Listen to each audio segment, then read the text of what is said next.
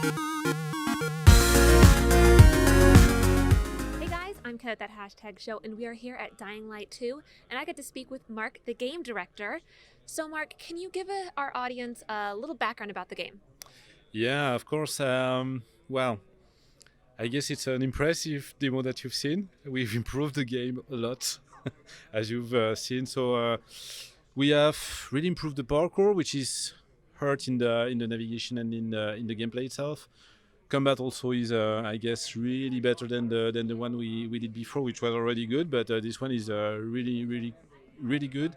Day and night cycle also is a lot improved because zombies it's core to the audience to the IP, of course. And I think the most impressive thing that we're working on and that we are already delivering in the demo is the choice and consequence system. Yes, and that was one of my favorite parts about the demo we saw, is that it seems like everybody's going to get a different game to play. Can you go a little bit more into this choose your own adventure style that you have? Yeah, that's absolutely true. It's done with, I'm going to say, two different axes, one being the narrative. So you have a lot of possible stories, so with branches, with a lot of choices, with dialogue sequence, where you can have 2, 3 choices, different choices. So regarding the choice you're going to do, the story will move in a different direction. So you're going to have a lot of different possibilities. So that's one pillar in terms of choice and consequences, of course. And you've seen in the demo that regarding the story path you've taken, you can open a new region with new possibilities. Yeah. So it's going to be the case for several different paths possible.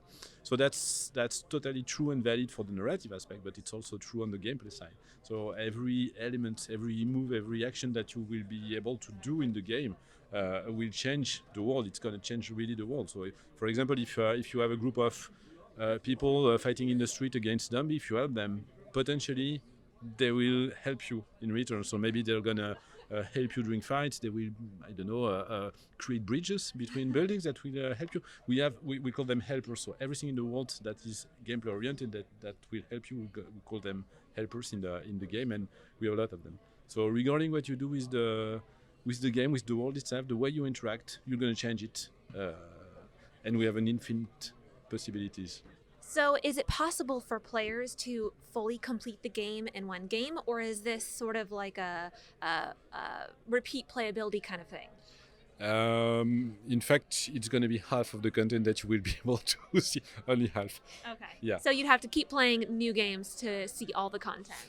You can, in fact, you have two solutions. Either you replay the game, so you're gonna have different endings and different content, different world, or you can play with friends, because as a player, you will keep your own empowerment, your avatar empowerment, but the world will be different. If you come in my world will be different because I will have played differently. So it's gonna be different populations, different quests, potentially. Everything will be different. Now, about playing with friends, will the achievements that you acquire when playing with a friend, will that be transferable to your account, or does whatever you do in a friend's game stay in that game?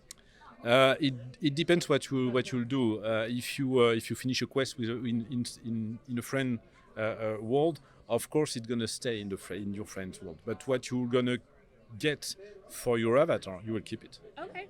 Wonderful. I'm excited. When can we expect to see this game out? Spring next year. Can't wait. Thank you so much. Thanks to you.